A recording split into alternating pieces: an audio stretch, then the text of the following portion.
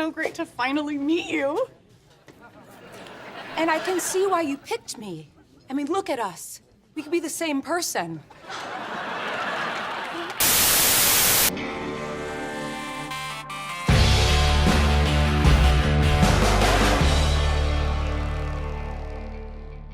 Hey man, welcome back to my place for the weekend binge. You know why you're here. I see what movies coming out in theaters, and I make a fun little list of movies we can binge on Amazon or Netflix. And joining me today is a special guest. Well, not really a special guest, because he actually lives here. My roommate, Austin. Hey guys. He's also a fellow nerd, and he's been seeing me do the binge each week. Not really saying anything about it, but I could tell that he wanted to join us. And being a fellow nerd, he's here now. So up this week, we have The Girl in the Spider's Web. Charlotte? Charlotte? Charlotte! No, not Charlotte's Web, though that movie was hella sad back in the day. Charlotte's Web fan? Yeah, real tears. Yeah, that taught us about loss very early in life. Very, very true. No. I'm talking about it's not really a sequel, more of a continuation of the David Fincher, The Girl with the Dragon Tattoo movie. Let's take a look at the trailer. Are you not listening? Cinematography looks crisp. The girl with the dragon tattoo. Damn, she looks fucking The cool. girl who hurts men, who hurt women. Oh shit, that was pretty gangster. I'm transferring all of your cash to your wife. He won't hurt you again. Oh, those lucky ladies. Why did you help everyone? Looks as frigid and cold as the first one, which is good, I guess. I tracked all of his ex-associates. Every single one leads back to one place. Home. Damn, I wish they wouldn't have shown that scene. Oh yeah, Claire Foy is fucking shit up, definitely. This looks interesting. Wait, is that Lakeith? Okay, I'm seeing this just for him. We're running out of time. Now the world will burn. And everyone will know. It was you who lit the match.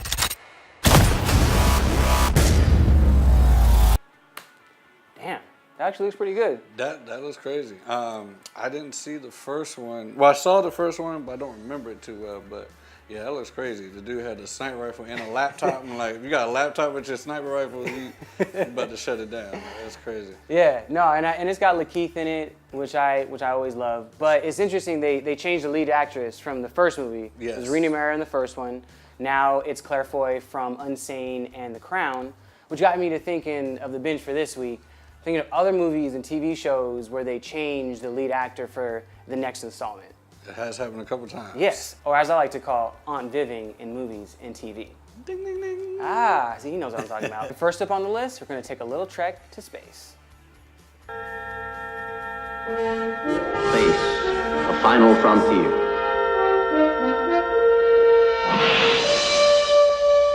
Star Trek the series and the subsequent movies that followed took us deep into space for one of the most important pieces of science fiction ever created, that doubled as fantastic stories about space whilst also being morality tales. Leading the original series was a man that has become a legend in his own right, William fucking Shatner. He was so famous that the mask used in Halloween was actually just a Shat mask with the eyes cut to be bigger. And it's easy to see why he's so famous. He hammed up every single scene he was in, overacting, chewing up the scenery. I mean, he became a style unto himself. So when the time came to reboot the original franchise and not the subsequent series, The Next Generation, the search for whom could fit into Shat's shoes began. Chris Pine was likely not most people's first choice, as he was mainly seen in smaller roles like Smoking Aces, but this at least gave him the benefit of being a new face. And thankfully, he didn't channel the Shat that much, delivering a confident Captain Kirk without all the eccentricities. He, of course, is still a womanizer. I mean, what Kirk would be authentic without that? But he also came off as vulnerable and not just some asshole hotshot. Actually, I would like to submit my candidacy. Should you desire, I can provide character references. It would be my honor, Commander.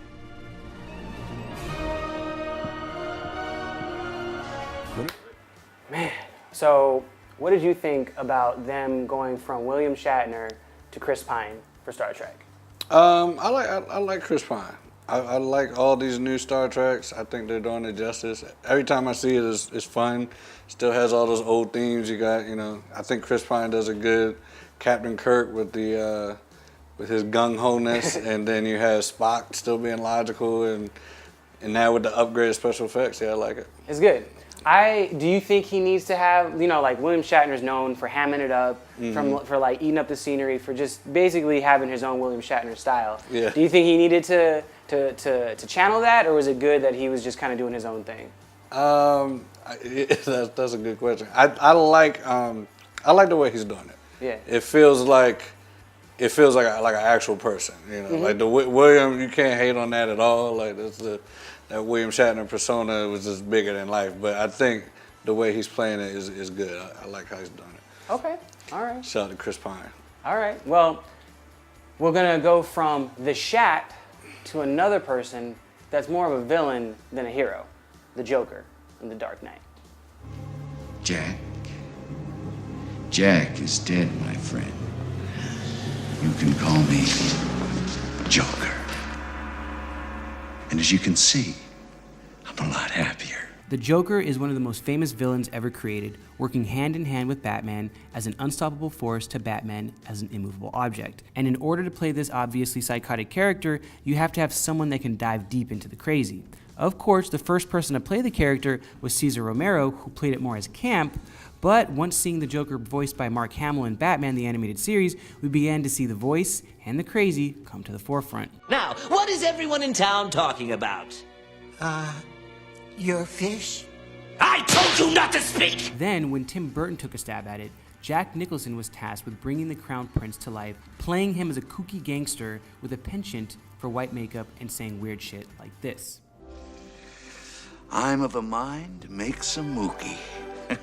But when Heath Ledger was cast to play the Joker in Chris Nolan's Dark Knight series, everyone collectively said, what the fuck? But he killed it as the Joker, presenting a mysterious clown that always seemed to be 2 or 3 steps ahead of everyone. He was no longer just crazy and psychotic just for the sake of it.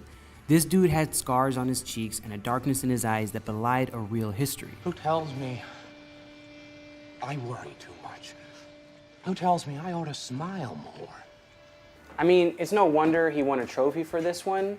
Obviously, it did a number on his mind and his body, but interestingly enough, in the Heath Ledger documentary, his sister said that he loved playing the Joker.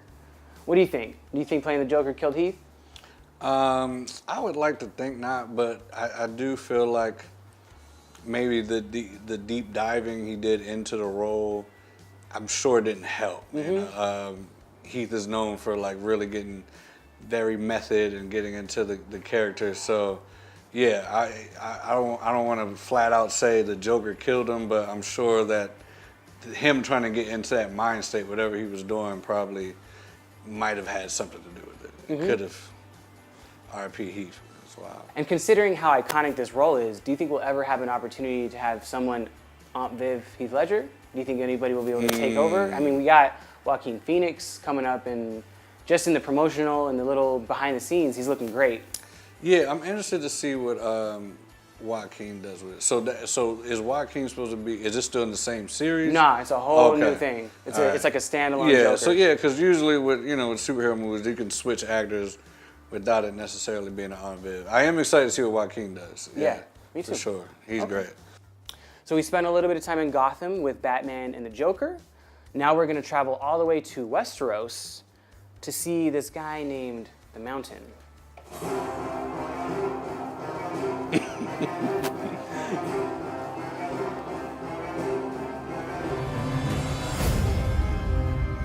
For centuries, our families fought together against their common enemy, despite their differences, together.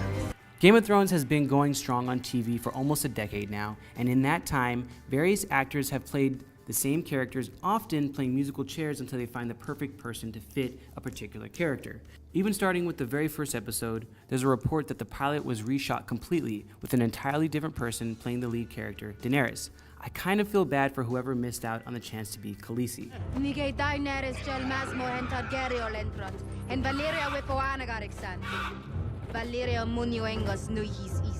Then we had Dany's boy toy, Daario Naharis, who was played by 2 different actors as well. The long-haired Ed Skrein, who jumped ship to play Frank Castle in the Transporter series, as well as the more rugged Michael Huisman, bringing his gruff beard to Danny's chambers. But the most interesting change comes from one of the most larger-than-life, literally, characters in the series, the Mountain.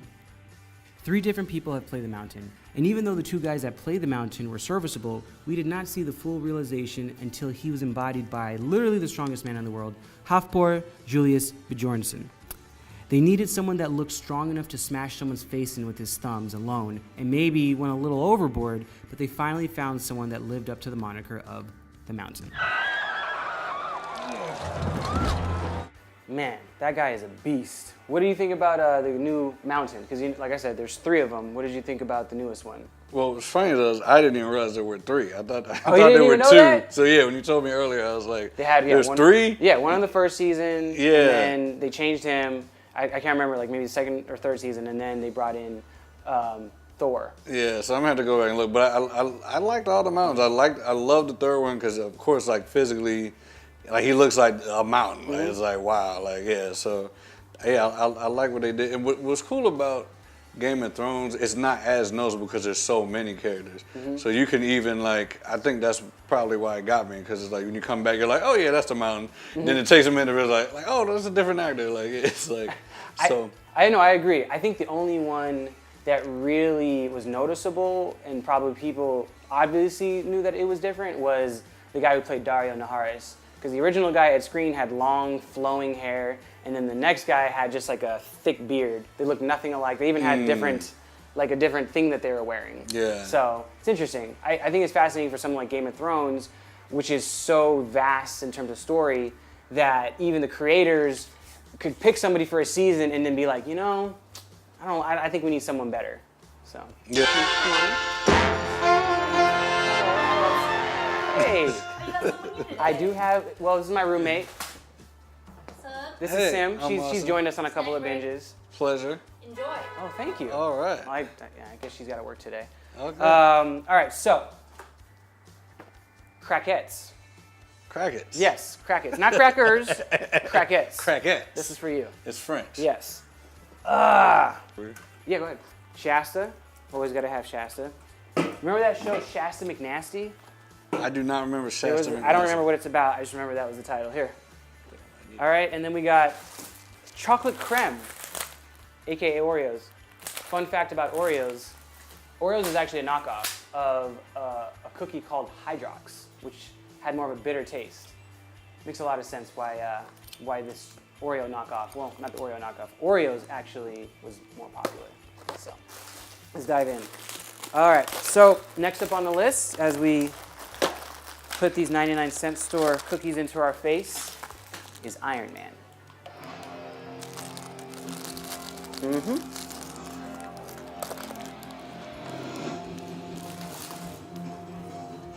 Hot sake. Yes, 2, please. No, I'm not drinking. I don't want any. That's what I'm talking about. When I get up in the morning and I'm putting on my uniform, you know what I recognize? I see in that mirror that every person that's got this uniform. Fun fact, when Iron Man came out back in 2008, Terrence Howard was the highest paid actor amongst the entire cast. Why? Well, he was in a little movie called Hustle and Flow, which garnered a few Oscar noms, so it made sense he was paid so well. And he played Tony Stark's best friend Rhodey exceptionally well. Sure, he was just a sidekick, but he brought some real gravitas to a real small role. And there was always the hope he would become War Machine in the next movies. But of course, once Iron Man became the movement that it was, the deals for the next Iron Man got a little funky. Now, Terrence was only guaranteed a small percentage of what he got on the first film, and wanting to play hardball, scoffed at the new numbers Marvel offered. Boy, was that a big fucking mistake. Marvel gives no fucks about what actors want unless they are named Robert Downey Jr. and unceremoniously replaced Terrence with Don Cheadle. The second Iron Man very briefly addresses this, and honestly, Don did a fantastic job. Didn't expect to see you here. Look, it's me. I'm here. Deal with it. Let's move on. He doesn't look like Rhodey like Terrence did, but does have equal gravitas in presenting his character. He is funny and the perfect person to buzz RDJ or Tony Stark's balls. Get out. Now this is a story all about how my life got flipped, turned upside down, and I'd like to take a minute, just sit right there. I'll tell you how I became the prince of a town called Bel Air. Now for the namesake of our list. Back in the 90s, the one show everyone was watching and quoting and was generally obsessed with was none other than The Fresh Prince of Bel Air. Seeing the genius that is Will Smith back in the day was a joy to behold, constantly cracking jokes about his overweight uncle or short cousin, but never being too cool to not be made fun of. What's great is that Will really did control most of the show. He was even the reason James Avery, the guy that plays Uncle Phil, got the job. Avery came in to do a reading and saw Will with his feet on a table and told him to put them down, not knowing who Will was. Will immediately suggested he was perfect for the part. So, being that Will has so much power, it's probably not a good idea to get on his bad side. Well, that's exactly what happened with the woman that played his Aunt Viv. Played by Janet Hubert, she and Will often did not see eye to eye, and when the time came that Will was fed up with her, he had her replaced by a more light-skinned mom.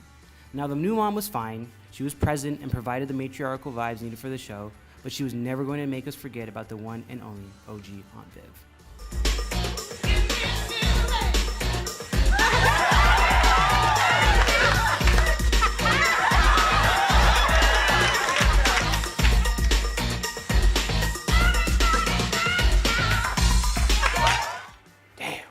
See, it's rough in these streets. I don't know how I feel about them changing the original Aunt Viv to the second. I mean, they both have the sassiness to them. They both don't take shit, which is really good. But just hearing the story about why she got fired is a little problematic. Like, yeah, for sure. I don't even know all the tea, but there was some tea being spilled like a couple weeks ago.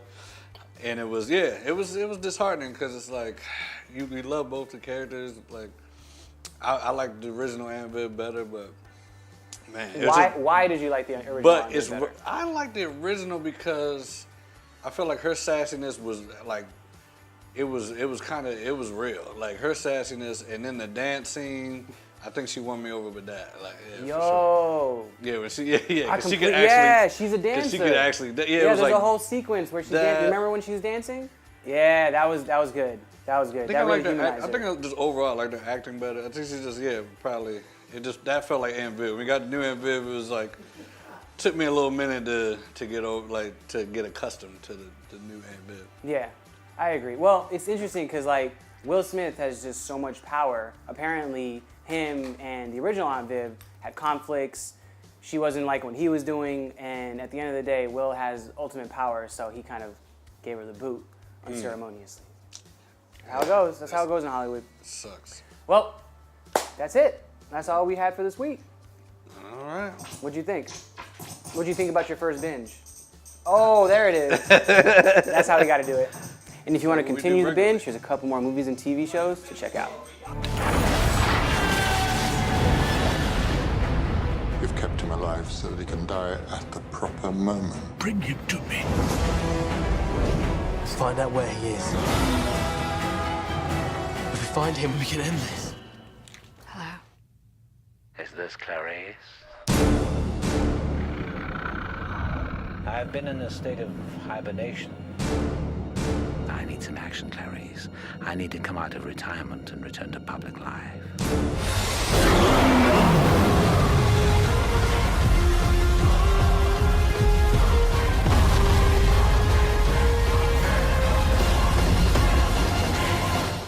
And here's where you can see all the movies I've mentioned on the list.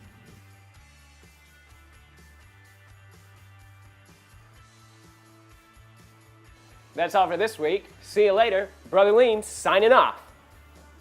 Wow. It's a really nice place.